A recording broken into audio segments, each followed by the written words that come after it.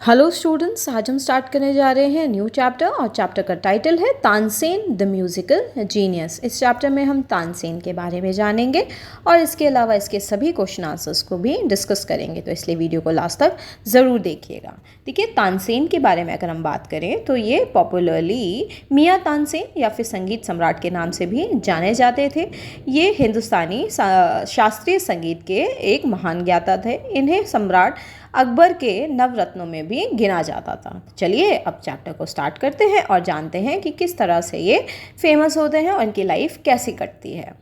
Almost exactly in the centre of India is a town called Gwalior. तो भारत जो हमारा देश है, इसका अगर हम मैप देखें तो मैप में सबसे मिड में अगर हम देखेंगे तो एक छोटा सा शहर है जिसका नाम ग्वालियर है, वो हमें दिखाई देगा। ठीक है, ग्वालियर जो है मेनली मध्य प्रदेश जो स्टेट है उसके अंदर आता है। ठीक है, in this town is the tomb of Tansen, one of the greatest musicians that ever lived. और इस शहर में जो तानसेन है उनका मकबरा बना हुआ है। टूम्ब का मतलब होता है मकबरा। ठीक है, और आज तक के जितने भी म्यूज़िक शास्त्रीय संगीत गाने वाले जो भी संगीतकार रहे हैं उनमें ये सबसे बड़े म्यूजिशियन माने जाते हैं कि आज तक इनसे बड़ा कोई और म्यूजिशियन नहीं आया है। Next to his beautifully carved stone tomb stands a little tamarind tree। और इनकी जो टूम्ब है इसके एकदम बराबर में एक इमली का पेड़, टैमरिंड का मतलब होता है इमली, एक इमली का बहुत सुंदर सा पेड़ लगा हुआ है। It is believed that by eating a leaf of this tree and touching the tomb a singer can improve his voice. और ऐसा माना जाता है कि अगर जो भी सिंगर है और बहुत अच्छा अपनी वॉइस को इम्प्रूव करना चाहता है, अच्छा गाना गाना चाहता है, ठीक है, तो इस पेड़ की एक लीफ यानी एक पत्ती अगर वो खा ले तो उसकी जो वॉइस है वो इम्प्रूव हो जाती है। If this sounds like magic the story of Tansen is equally magical. अगर आपको ये बात बहुत ज़्यादा जादुई लगती है कि कोई इंसान पत्ती खा करके उसकी वॉइस अच्छी हो सकती है, तो अभी तो आपने तानसेन की पूरी स्टोरी सुनी है जो कि बहुत ज़्यादा मैजिकल है। Even today, many famous musicians follow the style of music created by Tansen known as the Gwalior घराना। तो आज के ज़माने में भी बहुत सारे ऐसे फेमस म्यूजिशियंस हैं यानी संगीतकार हैं जो कि तानसेन का स्टाइल को कॉपी करते थे। ठीक है, करते हैं, उनके जो गाने का तरीका था, उनके जो राग थे उसको अपने म्यूज़िक में ढालने की कोशिश करते हैं। और तानसेन जी का जो सिंगिंग स्टाइल था वो ग्वालियर घराना था। तो इसी तरीके से और भी अलग अलग घरानेज होते हैं जो कि म्यूज़िक में लोग जो शास्त्रीय संगीत गाते हैं तो वो अलग अलग घरानों के अलग अलग राग से बने होते हैं। ठीक है, तो इन सभी रागों को जो अलग अलग राग्स हैं इन्हीं से ही इनके घराने उत्पन्न हुए हैं। ये थोड़ा सा छोटा सा इंसाइट है। चलिए अब आगे चलते हैं और स्टोरी को शुरू करते हैं। About 400 years ago, in a village near Gwalior, lived a wealthy poet Mukund Mishra and his wife। 400 साल पहले लगभग एक गांव में, ग्वालियर के पास एक गांव था, वहाँ पर एक अमीर पोएट रहता था जिनका नाम था मुकुंद मिश्रा। वो अपनी बीवी के साथ वहाँ पर रहते थे। Their only sorrow was that they had no child। उनका सिर्फ एक ही दुख था कि उनका कोई भी बच्चा नहीं था।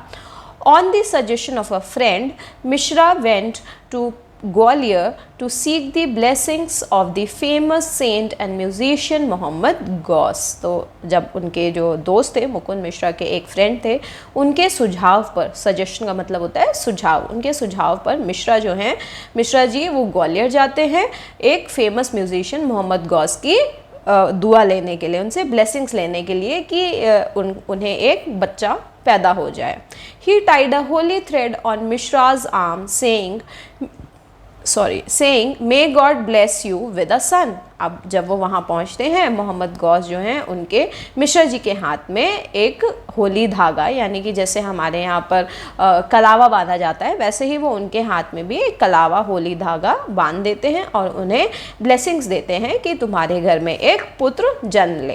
And so it came to pass. और ऐसा ही होता भी है। A child was born and named Tansen. और एक बच्चा पैदा होता है जिसका नाम होता है Tansen. As Tansen grew up His father engaged teachers to teach him to read and write. जैसे जैसे तानसेन बड़ा होने लगता है, उसके फादर बहुत सारे टीचर्स को अपने घर में लगा लेते हैं, उनको पढ़ाने के लिए, लिखाने पढ़ाने के लिए, जैसे हर कोई करता है। आजकल तो स्कूल्स होते हैं, लोग बच्चों को स्कूल्स भेजते हैं, ट्यूशन्स लगवाते हैं। तो उस ज़माने में भी जो पेरेंट्स होते थे वो बहुत जागरूक होते थे और सभी अपने बच्चों को पढ़ाना लिखाना चाहते होते थे, ठीक है। तो तानसेन के लिए भी उनके फादर ने ऐसा ही किया था। Tansen, however, was more interested in going to the nearby forest with his friends, where he would imitate bird and animals sounds. अब तानसेन जो थे, हालांकि वो उनका जो रुझान था वो ज़्यादातर जंगलों में घूमने जाना होता था, ठीक है। वो अपने दोस्तों के साथ पास के ही जंगल में जाया करते थे, जहाँ पर वो बहुत सारी जो बर्ड्स होती थी, चिड़िया या फिर जानवर, उनकी आवाज़ों को निकालने की कोशिश करते थे। इमिटेट का मतलब होता है नकल करना, आवाज़ें निकालना, ठीक है, उसको हम इमिटेट कहते हैं। तो तानसेन क्या करते थे? तानसेन अपने दोस्तों के साथ जंगल में जाते थे और वहाँ पर वो बर्ड्स और एनिमल्स की वॉइसेस निकाला करते थे। Once a group of singers were passing through the forest. Tansen hid himself in some bushes and roared like a tiger. एक दिन ऐसे ही उस जंगल से बहुत सारे जो सिंगर्स थे, उनका एक ग्रुप था, वो वहाँ से निकल रहा था और तानसेन जो था वो झाड़ियों के पीछे जा कर के छुप जाता है और वहाँ से टाइगर की आवाज़ लगाने लगता है, यानी टाइगर जैसे गुर्राता है वैसे ही तानसेन आवाज़ निकालना शुरू कर देता है। So lifelike was the sound that the singers became frightened. अब जो आवाज़ थी जो तानसेन ने निकाली थी वो इतनी ज़्यादा असली थी, लाइफ लाइक का मतलब हो गया एकदम हूबहू टाइगर जैसी आवाज़ थी, और जो सिंगर्स थे वो उस आवाज़ को सुन करके फ्राइटन हो जाते हैं, यानी डर जाते हैं। When the boy showed himself, the leader of the group praised his tiger like roar. और जब वो सब डर जाते हैं तो जो बॉय है, जो तानसेन था, वो सबके सामने आता है, और जब सबके सामने आता है वो, तो उस जो ग्रुप का जो लीडर था, ठीक है, वो उसको बहुत ज़्यादा प्रेज़ करता है, यानी उसको बोलता है कि अरे शाबाश, तुमने तो, मतलब मेनली शाबाशी देता है कि क्या बात है, तुम्हारी आवाज़ तो बहुत अच्छी है। Encouraged, Tansen made more animal and bird sounds. और इस तरीके से उन्हें एनकरेजमेंट मिलता है और तानसेन वहाँ पर और भी ज़्यादा जानवरों की और बर्ड्स की आवाज़ निकालना शुरू कर देता है। The leader was greatly impressed by Tansen's performance. He was none other than the famous music teacher Haridas. अब ये जो लीडर थे उस ग्रुप के, जो कि सिंगर्स के ग्रुप के जो लीडर थे, वो तानसेन की परफॉर्मेंस से इतने ज़्यादा खुश हो जाते हैं, इतने ज़्यादा इम्प्रेस हो जाते हैं, ठीक है, मतलब वो बहुत ज़्यादा इम्प्रेस हो जाते हैं। और वो जो लीडर थे उनके, वो और कोई नहीं, वो थे हरिदास, गुरु हरिदास। ये तानसेन के आगे चल करके गुरु भी बनते हैं, ठीक है। Haridas offered to take Tansen as his disciple. अब हरिदास जो हैं वो इतना ज़्यादा इम्प्रेस हो जाते हैं तानसेन से कि वो तानसेन को ऑफ़र देते हैं कि तुम मेरे शिष्य बन जाओ। डिसाइपल का मतलब होता है शिष्य बन जाओ। जैसे आजकल तो स्कूल में टीचर और स्टूडेंट्स होते हैं, तो टीचर जो होती है वो गुरु होती है, बच्चे जो होते हैं वो शिष्य होते हैं। ऐसे ही पहले भी होता था। डिसाइपल का मतलब हो गया शिष्य बन जाना, ठीक है, उनके कदमों पे आगे बढ़ना, यानी जो नॉलेज वो उनके पास है, टीचर्स के पास है, वो अपनी नॉलेज आप जो बच्चे हैं उनको आगे फॉरवर्ड करें, ठीक है, तो इसको डिसाइपल बनना कहते हैं। He has great musical talent, said Haridas to Tansen's father. अब तानसेन के जो फादर हैं इनसे हरिदास बोलते हैं कि इसके अंदर, लड़के के अंदर यानी तानसेन के अंदर बहुत ज़्यादा म्यूज़िकल टैलेंट है। Most reluctantly, Tansen's mother agreed to let her only child to go away to Vrindavan to study under Haridas. तो अब जो तानसेन है, इसकी माँ, इनकी जो माँ है वो बिल्कुल नहीं चाहती थी कि ये मेरा बेटा जो है मेरे से दूर जाए, ठीक है, पर वो बड़े ही मुश्किल में मानती हैं, ठीक है। रिलक्टेंटली का मतलब हो गया, मतलब अनविलिंगली हो गया, मतलब बिना किसी इच्छा के, मतलब वो चाहती नहीं थी कि उनका बेटा उनसे दूर जाए, पर वो मान जाती हैं कि ठीक है, मेरा बेटा जो है मेरे से दूर जा सकता है और वो वृंदावन में जा कर के हरिदास जी के अंडर में संगीत जो है वो सीख सकता है। For almost 10 years Tansen studied music from Haridas. और इसी तरह से लगभग 10 साल तक जो तानसेन थे उन्होंने हरिदास के अंडर में 10 साल तक म्यूज़िक सीखा। Starting with the basic musical notes sa re ga ma pa dha ni sa, he learnt the basics of singing and playing the tanpura. अब उन्होंने जो तानसेन थे, जब उन्होंने सीखना शुरू किया तब उन्होंने बेसिक जो म्यूज़िकल नोट्स होते हैं जो कि सारे गा मा पा धा नि सा होते हैं वो तो सीखे ही सीखे, इसके अलावा उन्होंने सिंगिंग के और तानपुरा बजाने के भी बेसिक चीज़ें स्टार्ट करनी शुरू कर दी, सीखनी शुरू कर दी.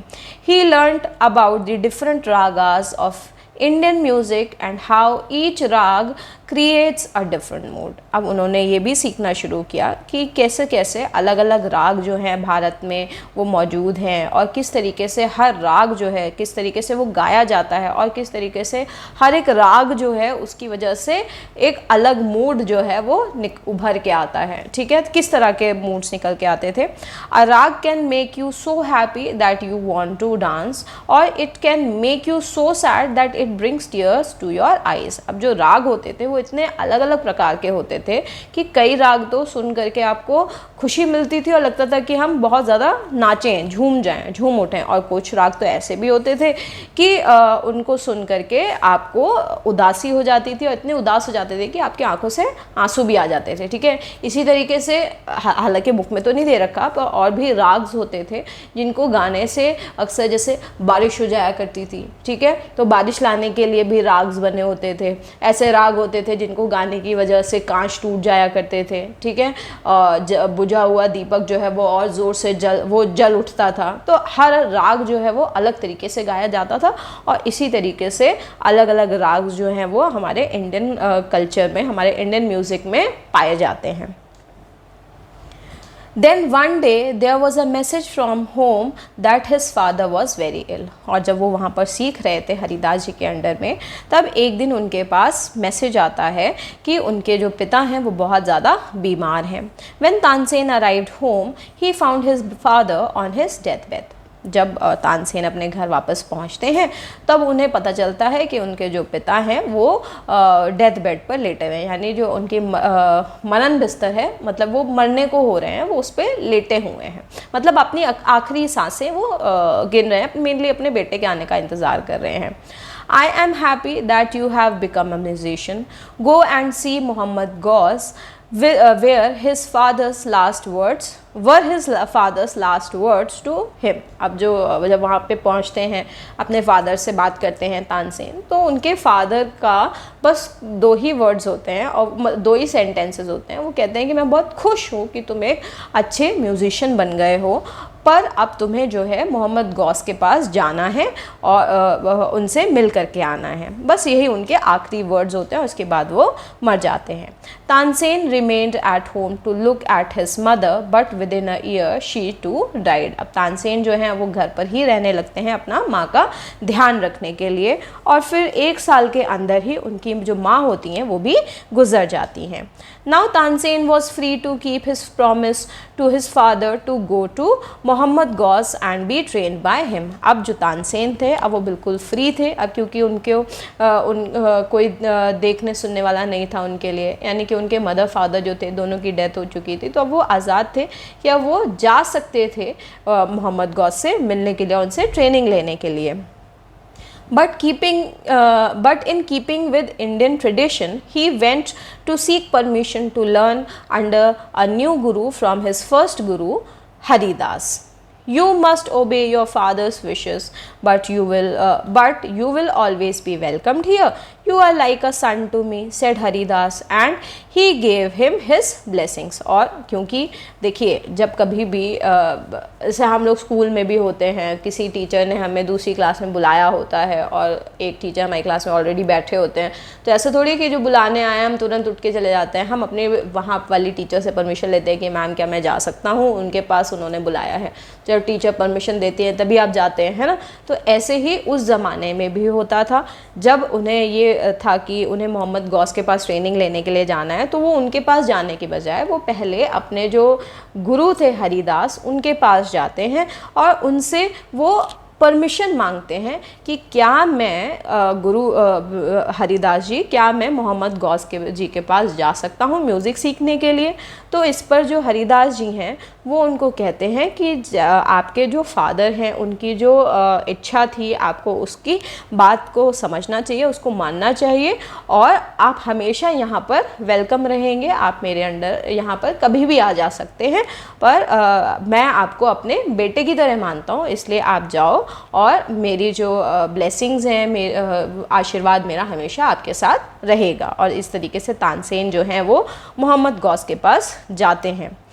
Tansen studied under Mohammad Ghaus for 3 years developing his musical talent. अब तानसेन जो है वो मोहम्मद गौस के पास 3 साल के लिए म्यूज़िक सीखते हैं और अपनी जो म्यूज़िकल टैलेंट था उसको डेवलप करना शुरू करते हैं। During that time Mohammad Ghaus introduce Tansen to the ruler of Gwalior. और उस समय पर जो मोहम्मद गौस थे वो तानसेन को इंट्रोड्यूस कराते हैं ग्वालियर के राजा से। They became good friends, and Tansen would often visit the ruler's palace where he would listen to other musicians. अब जो रूलर थे उस समय पे ग्वालियर के, ठीक है, तो उनके वो तानसेन जो हैं अच्छे मित्र बन जाते हैं और वो अक्सर उनके राजमहल में, पैलेस हो गया, पैलेस का मतलब हो गया राजमहल में, मिलने जाया करते थे और वहाँ पर दूसरे म्यूजिशियंस को भी जा कर के सुना करते थे। During his visit to the palace, Tansen met Husni, one of the women who attended on the ruler. और जब वो पैलेस जाया करते थे तो ऐसे ही एक बार तानसेन की मुलाकात हुस्नी नाम की लेडी से होती है जो कि पैलेस में ही आया करती थी। Like her name, the beautiful one, Husni was truly beautiful. Tansen fell in love with her and married her. और जिस तरह से हुस्नी का नाम था, ठीक है, हुस्नी का मतलब क्या है? हुस्नी हुस्न वर्ड से बना है, ठीक है, हुस्न का मतलब होता है सुंदर काया, ठीक है, तो जैसा उनका नाम था वो वैसी ही खूबसूरत भी हुआ करती थी हुस्नी, ठीक है। और फिर तानसेन जो हैं उनसे प्यार करने लगते हैं और वो दोनों ही एक दूसरे के साथ शादी भी कर लेते हैं। A few years later, Muhammad Ghaus died, leaving his property and money to Tansen. अब कुछ साल बाद मोहम्मद गौस जो हैं उनकी मृत्यु हो जाती है और वो अपनी जितनी जायदाद थी, जितना पैसा था, सब कुछ तानसेन के लिए छोड़ करके चले जाते हैं। Tansen settled in Mohammad Ghaus's house and his family was raised there. और तानसेन जो हैं अब मोहम्मद गौस के घर में ही शिफ्ट हो जाते हैं और वहीं पर अपनी जो फैमिली थी उसको वहीं पर ही लालन पालन करते हैं। One day a messenger arrived from the court of Rewa near Gwalior.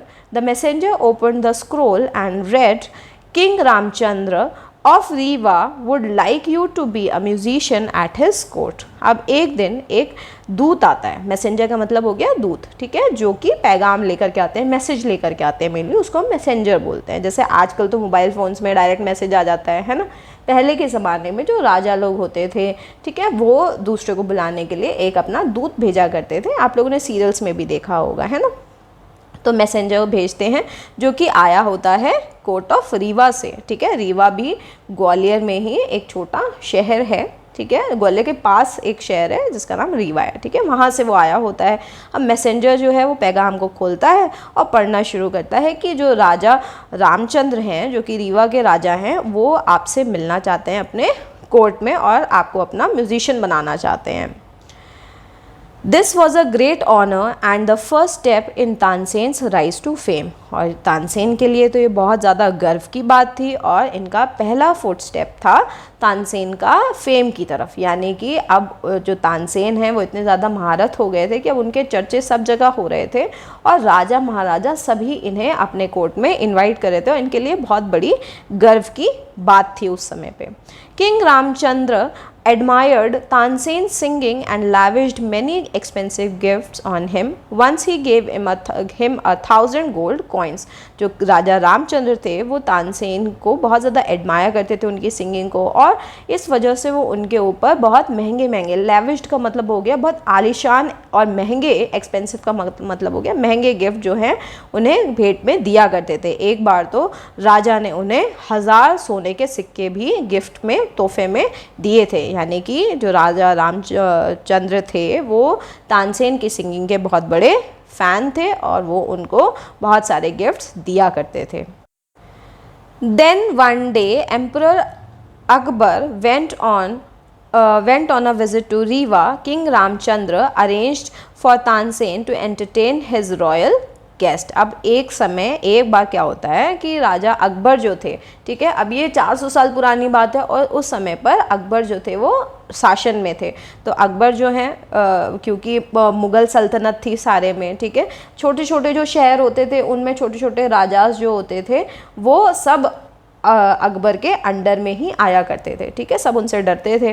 तो इस तरीके से एक बार क्या होता है, जो एम्परर अकबर हैं वो रीवा विज़िट करते हैं। तो वो जब राजा रामचंद्र के यहाँ जाते हैं तो राजा रामचंद्र जो हैं वो तानसेन को का अरेंजमेंट कराते हैं कि तानसेन उनके यहाँ पर आए, और क्योंकि अकबर उनके गेस्ट हैं तो उनके लिए वो गाना गाएं। The emperor was greatly impressed by Tansen's music, and so after his return sent a message to Ramchandra requesting him to send Tansen to his court. अब जो राजा अकबर थे, एम्परर थे, वो तो शहंशाह थे। एम्परर का मतलब क्या है, शहंशाह थे वो तो मुग़ल सल्तनत के। तो वो जो हैं वो तानसेन के म्यूज़िक से इतना ज़्यादा इम्प्रेस हो जाते हैं कि जब वो वापस से लौट करके आगरा आते हैं, मतलब पहले क्या होता था, जो मुग़ल सल्तनत की जो कैपिटल थी ना वो उस समय पे आगरा में हुआ करती थी, ठीक है। तो जब वो वापस लौट करके आते हैं तो वो राजा रामचंद्र को मैसेज भिजवाते हैं कि आप जो है तानसेन को हमारे कोर्ट में यहाँ पर भेजिए। तो king Ramchandra did not want to part with Tansen but he could not afford to displease the powerful king. अब जो रामचंद्र थे वो भी तानसेन को खोना नहीं चाहते थे क्योंकि वो तो बहुत ज़्यादा हुनरकार थे, ठीक है। जो तानसेन थे उनमें इतना ज़्यादा म्यूज़िकल हुनर था कि सब लोग उनके दीवाने थे और कोई भी जो है उनको नहीं खोना चाहता था। पर क्योंकि राजा डरते भी थे रामचंद्र की, भाई मैं तो एक छोटा मोटा राजा हूँ और अकबर तो बहुत बड़े राजा हैं, ऐसा ना हो कि मैं उन्हें गुस्सा कर दूँ ना भेज करके, तो वो बेचारे जो है उन्हें भेजना पड़ता है। After all Akbar was the emperor of India and Ramchandra was only the king of a small state in Akbar's empire। अब क्योंकि भाई अकबर जो थे वो तो सल्तनत उनके हाथों में थी भारत की, ठीक है, और रामचंद्र क्या थे, वो तो एक छोटे से स्टेट में एक छोटा से राजा थे जो कि अकबर के एम्पायर के अंदर ही आया करते थे। तो बेचारे वो डरे हुए थे तो उन्हें भेजना ही पड़ा। So reluctantly king Ramchandra sent Tansen as a royal gift from one court to another escorted by his own man. अब जो राजा रामचंद्र थे वो बेचारे चाहते तो थे नहीं तानसेन को भेजना, पर फिर भी वो भेज देते हैं अपना रॉयल गिफ्ट बना करके तानसेन को एक कोर्ट से दूसरे कोर्ट, यानी अपने यहाँ से वो राजा जो हैं वो तानसेन को भेज देते हैं अकबर के कोर्ट में। Tansen received a royal welcome in the city capital of Agra. अब क्योंकि उस ज़माने में जो कैपिटल होती थी वो आगरा में होती थी, तो तानसेन जो हैं उन्हें बिल्कुल रॉयल तरीके से वहाँ पर रिसीव किया जाता है, उन्हें बहुत अच्छा वेलकम दिया जाता है। Akbar was so impressed by Tansen's music that he bestowed on him the highest honour of the land. अब तानसेन से इतने ज़्यादा इम्प्रेस हो जाते हैं अकबर, क्योंकि तानसेन की सिंगिंग का तो हर कोई दीवाना हो गया था ना उस ज़माने में। तो अकबर, लाजमी सी बात है कि अकबर भी दीवाने हो गए थे उसकी सिंगिंग पे। तो इतने ज़्यादा वो दीवाने हो गए थे तानसेन की सिंगिंग पे कि उन्होंने एक बार तो मतलब जो हाईएस्ट ऑनर होता था उस ज़माने में, किसी को कुछ देने का जो हाईएस्ट ऑनर होता था वो ज़मीन देना होता था, उन्होंने वो भी उनको दे डाला। Tansen was included among his navratnas 9 jewels, the 9 most outstanding talents of the royal court. अब तानसेन जो हैं उनको नवरत्नों में भी शामिल कर लिया गया। नवरत्न का नव का मतलब हो गया 9, और रत्न का मतलब हो गया ज्वेल्स, यानी कि जवाहरात, जेम्स, ठीक है। तो ये नवरत्नों में भी शामिल हो गए राजा के कोर्ट में, ठीक है। और नवरत्न कौन होते थे, वो आउटस्टैंडिंग टैलेंट वाले लोग होते थे जिनके अंदर बहुत ज़्यादा टैलेंट जो है फूट फूट करके भरा होता था। ऐसे लोगों को वो अपने कोर्ट में उन्होंने तानसेन को भी नवरत्नों में शामिल कर लिया था। Besides performing in the court, Tansen would often sing alone for the empire। अब वो कोर्ट में तो गाते थे, परफॉर्म तो करते ही थे, पर तानसेन जो है अब उन्होंने एम्परर के लिए यानी अकबर के लिए अकेले में भी सिंगिंग करना शुरू कर दिया, यानी उनके लिए पर्सनली भी वो गाना शुरू कर चुके थे। At night he sang rags that would soothe and help Akbar fall asleep, and in the morning Tansen sang special rags that would gently awaken the emperor। अब वो रात में राग गाते थे जिससे कि अकबर को अच्छे से नींद आ जाती थी और बहुत जल्दी जल्दी सो जाते थे, और सुबह के वक्त भी तानसेन जो थे वो ऐसे राग गाते थे कि एम्परर जो हैं वो बड़ी ही अच्छी नींद से सो के उठा करते थे।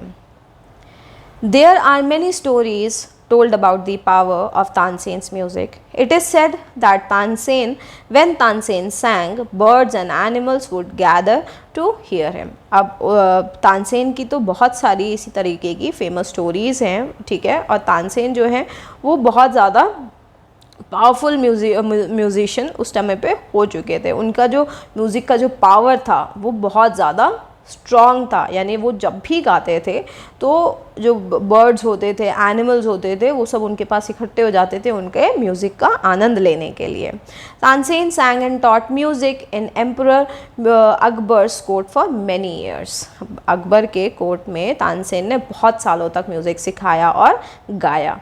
He was not only a musician but also a poet। Tansen सिर्फ एक म्यूजिशियन ही नहीं थे, वो एक पोएट भी थे, कवि भी बन चुके थे वहाँ पर। He wrote the words for his music and composed many new rags। उन्होंने अपने जो म्यूज़िक था उसके लिए वर्ड्स तो लिखे ही लिखे थे, यानी लिरिक्स तो लिखे ही लिखे थे, साथ ही साथ उन्होंने बहुत सारे नए तरीके के राग्स भी बना दिए थे, कंपोज कर चुके थे। When Tansen died, Emperor Akbar was at his bedside। जब तानसेन की मृत्यु हुई तब अकबर जो थे उनके साथ उनके पास बैठे हुए थे। The emperor was filled with great sorrow। राजा जो थे वो बहुत ज़्यादा दुख हुए थे अपना नवरत्न खो करके। He knew that India had lost their greatest musician and singer। और वो जानते थे कि भारत ने अपना सबसे बड़ा और सबसे ग्रेट जो म्यूजिशियन है उसको खो दिया है। But Tansen's music has lived on and been passed on from guru to disciple. पर तानसेन की तो मृत्यु हो गई, पर तानसेन का जो म्यूज़िक था वो आगे बढ़ता रहा, आगे जो है वो पास ऑन होता रहा एक गुरु से उसके शिष्य पे, यानी जो सीखता वो सिखाता, फिर जो सीख जाता वो गुरु बन जाता, वो भी इसी तरीके से शिष्यों को सिखाता। और इस तरीके से आज भी हम तानसेन के म्यूज़िक को सुन पाते हैं किसी दूसरे के ज़रिए। And every year in Gwalior near Tansen's tomb a music festival is held। Musicians come here from all over India to perform and pay homage to Tansen। और हर साल तानसेन का जो टोम्ब है उनके टोम्ब के पास में म्यूज़िकल फेस्टिवल जो है वो इंट्रोड्यूस हो, मतलब हमेशा ही कराया जाता है, और जो जितने भी म्यूजिशियंस होते हैं वो सभी भारत के हर कोने से वहाँ आते हैं, परफॉर्म करते हैं और तानसेन जी को होमेज देते हैं, यानी कि श्रद्धांजलि देते हैं अपने अपनी सिंगिंग का टैलेंट वहाँ पर परफॉर्म करके। तो स्टूडेंट्स ये इस चैप्टर का पूरा एक्सप्लेनेशन था। आई होप आप सभी को एक्सप्लेनेशन समझ में आया होगा। कोई भी क्वेरी है, किसी भी तरह का क्वेश्चन है, आप कमेंट सेक्शन में जा करके ज़रूर लिखें। तो चलिए अब हम इस चैप्टर के क्वेश्चन आंसर्स को डिस्कस करते हैं। तो आप सभी लोग अपनी अपनी रफ नोटबुक्स को निकाल लेंगे और आंसर्स नोट डाउन करना स्टार्ट करेंगे। तो फर्स्ट है टिक द करेक्ट आंसर। तो यहाँ पर हमें करेक्ट आंसर्स को टिक करना है। अब ब्लैक में जो लिखा है ये क्वेश्चन है, बाकी ब्लू वाला हमारा आंसर हो जाएगा और रेड वाले जो हैं ये अदर ऑप्शंस हैं, ठीक है। Tansen was the son of. Tansen किसके बेटे थे? तानसेन थे मुकुंद मिश्रा के बेटे, तो हम मुकुंद मिश्रा को टिक कर लेंगे। सेकंड पर आते हैं, Tansen was first educated in music by. अब इसमें थोड़ा सा गड़बड़ी है तो हम इसको ना ज़रा करेक्शन कर लेंगे। करेक्शन ऐसे करेंगे कि जी तानसेन जो थे उनको पहली जो शिक्षा थी म्यूज़िक की वो मिली तो हरिदास जी के द्वारा थी, पर ग्वालियर में नहीं मिली थी, उनको मिली थी कहाँ पर? वृंदावन में। कहाँ मिली थी? वृंदावन में। तो हम यहाँ पर जो है वृंदावन लिख देंगे। अपने आप लोग बुक्स में भी इसको सही कर लीजिए, क्योंकि तानसेन को जो म्यूज़िक था वो हरिदास जी के द्वारा वृंदावन में मिला था, ना कि ग्वालियर में। तो ये जो ग्वालियर यहाँ पर लिखा हुआ है ये आपकी किताबों में ये गलत है और आप इसको करेक्शन कर लेंगे। तो आई होप आप सभी ने करेक्शंस इसके कर लिए होंगे। अब हम इसको इरेज कर देते हैं। अच्छा देखिए, कुछ बच्चे कहेंगे कि नहीं मैम ये आंसर तो जो आंसर कॉपी है उसमें तो ऐसे ही दिया हुआ है, पर देखिए मैं आपको अगर वीडियो में पीछे लेकर के चलूँ, जब वो उनको बता रहे होते हैं, अपने मदर को जब बता रहे होते हैं कि भाई आपका बेटे में बहुत बड़ा टैलेंट है और मैंने अपने साथ, ये देखिए, Tansen's mother agreed to let her only child go away to Vrindavan. ठीक है, कहाँ लेके जा रहे थे? Vrindavan, to study under Haridas, यानी हरिदास जी के अंडर में वो वृंदावन लेकर के जा रहे थे, ना कि ग्वालियर में। तो उन्होंने सबसे पहली शिक्षा कहाँ ली? हरिदास जी के अंडर में ली, इन वृंदावन होगा, ना कि ग्वालियर। तो इसको हम करेक्ट कर लेंगे अपनी अपनी बुक्स में। तो चलिए आगे चलते हैं थर्ड पर। Tansen first started singing in the court of, Tansen ji ने सबसे पहले कहाँ पर गाना शुरू किया था? सबसे पहले उन्होंने किंग ऑफ रीवा के यहाँ पर गाना शुरू किया था। Tansen became one of the navratnas in the court of, अब तानसेन किसके कोर्ट में नवरत्न बने थे? किंग अकबर के कोर्ट में वो नवरत्न बने थे। तो इसको हम टिक कर देंगे, करेक्ट ऑप्शन हो जाएगा। Tansen was loved like a son by, Tansen को कौन अपने बेटे की तरह प्यार करता था? तो गुरु हरिदास जी प्यार करते थे। और ये कहाँ लिखा है? ये लिखा है वहाँ पर जहाँ पर जो उनके फादर की डेथ हो जाती है और फिर वो परमिशन लेने के लिए जाते हैं गुरु हरिदास जी के पास कि क्या मैं जा सकता हूँ। तब हरिदास जी कहते हैं तो मेरे बेटे जैसे हो, तुम यहाँ पर कभी भी आ सकते हो, आशीर्वाद है मेरा तुम्हारे साथ, है ना। तो वहाँ पर वो ये बात कहते हैं कि मैं तुम्हें अपने बेटे की तरह ही प्यार करता हूँ। चलिए अब चलते हैं फिल इन द ब्लैंक्स पर। फिल इन द ब्लैंक्स में फर्स्ट है a dash was born and named Tansen. तो कौन बॉर्न होता है? A child was born and named Tansen. तो एक बच्चा पैदा होता है जिसका नाम तानसेन पड़ता है। Haridas offer to take Tansen as his dash, Haridas जो है वो तानसेन को ऑफर करते हैं अपना शिष्य बनाने के लिए, डिसाइपल बनाने के लिए। ठीक है। King Ramchandra dash Tansen's singing, king जो रामचंद्र थे वो तानसेन की सिंगिंग को बहुत ज़्यादा एडमायर करते थे। क्या करते थे? एडमायर करते थे। One evening emperor Akbar decided to dash Tansen, तो एक इवनिंग किंग जो अकबर थे एम्परर, वो तानसेन को समन करते हैं। समन का मतलब बुलावा भिजवाते हैं। ठीक है, समन का मतलब हो गया बुलावा भिजवाना। Dash was filled with great sorrow, कौन ग्रेट सॉरो, किन को बहुत ज़्यादा दुख हुआ था? एम्परर अकबर को। कब हुआ था? जब तानसेन की मृत्यु हो गई थी। ठीक है, अब आगे चलते हैं ट्रू और फॉल्स के ऊपर। चलिए मार्क कर लेते हैं। Tansen was born and brought up in musicians house, क्या तानसेन का जन्म एक म्यूजिशियन के घर में हुआ था? तो नहीं, ये फॉल्स होगा। तानसेन का जन्म तो एक पोएट के घर में हुआ था। किसके घर में हुआ था?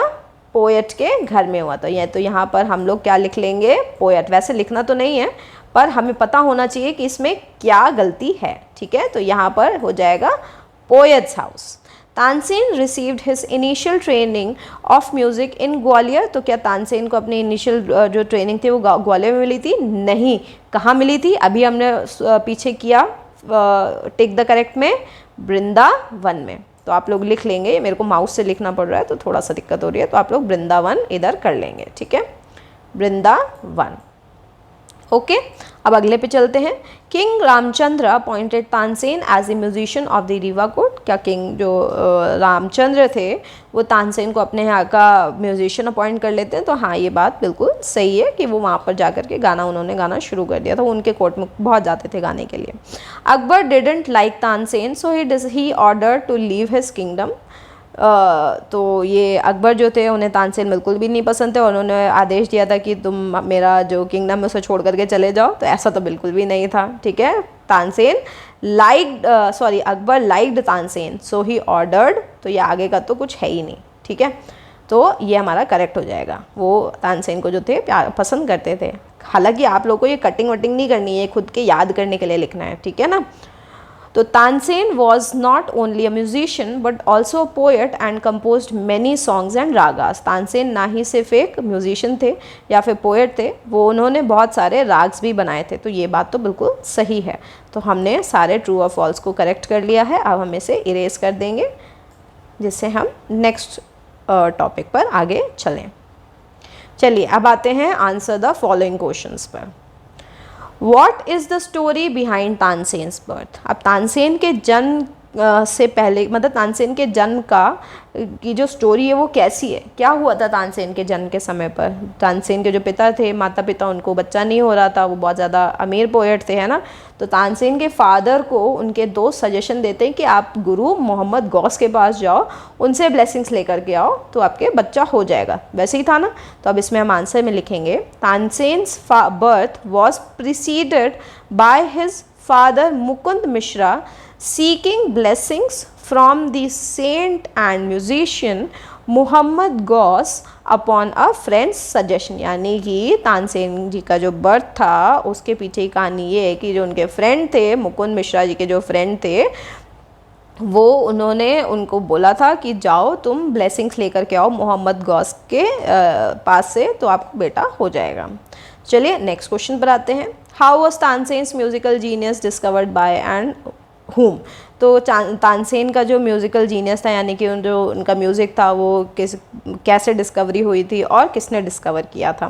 तो आंसर में लिखेंगे Tansen's musical genius was discovered when he imitated animal sounds in the forest, impressing the famous music teacher Haridas, who then offered to take him as his disciple। तो जो तानसेन का जो म्यूज़िक था, ठीक है, जो डिस्कवरी थी वो हुई थी जब उन्होंने जानवर की आवाज़ निकाली थी, ठीक है, जंगल के अंदर। और उस आवाज़ को सुन करके जो वहाँ पे जो लीडर थे उस ग्रुप के, ठीक है, जो जो सिंगर्स आए थे, उनके जो लीडर थे वो बहुत इम्प्रेस हुए थे, जो कि हरिदास जी थे, और उन्होंने उसको ऑफ़र किया था अपना शिष्य बनाने के लिए। नेक्स्ट क्वेश्चन पर चलते हैं, question number 3। How and when did Tansen meet his wife, describe the incident of their marriage. तो तानसेन की जो वाइफ थी उनसे वो कहाँ और कब मिले थे, किस तरह से मिले थे, इस इंसिडेंट को हमें बताना है कि उनकी शादी कैसे हुई थी।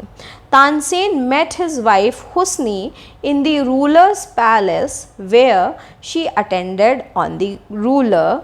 They fell in love and Tansen eventually married her after being introduced during his visits to the ruler's palace। तो तानसेन जो हैं वो अपनी बीवी हुस्नी से मिले थे रूलर के पैलेस में, जहाँ पर वो भी आया करती थी राजा के यहाँ पर सिंगिंग सबकी देखने के लिए, ठीक है। उन दोनों को एक दूसरे से प्यार हो गया और फिर तानसेन ने उनसे शादी कर ली, ठीक है। तो ये इसका आंसर हो जाएगा। आप चलते हैं नेक्स्ट क्वेश्चन पर।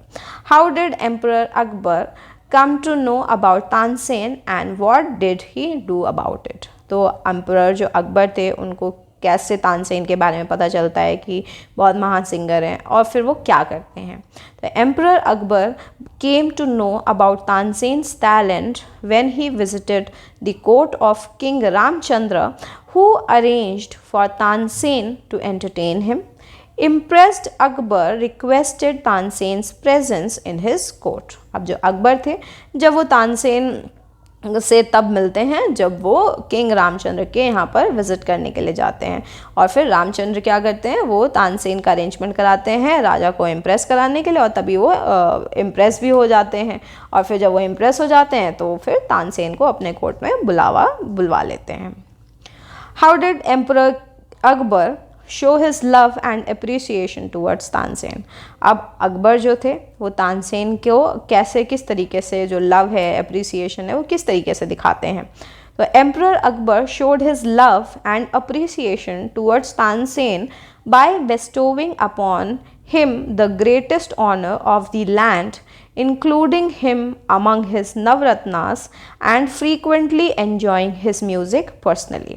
अब जो अकबर थे वो अपना जो लव था वो शो करते हैं ऐसे कि वो तानसेन को सबसे बड़ा ऑनर देते हैं, क्या, ज़मीन देते हैं, ठीक है। और इसके अलावा वो उनको नवरत्नों में भी शामिल कर लेते हैं अपने कोर्ट के, और वो उनका म्यूज़िक जो था उसको पर्सनली भी, अकेले में भी सुना करते थे।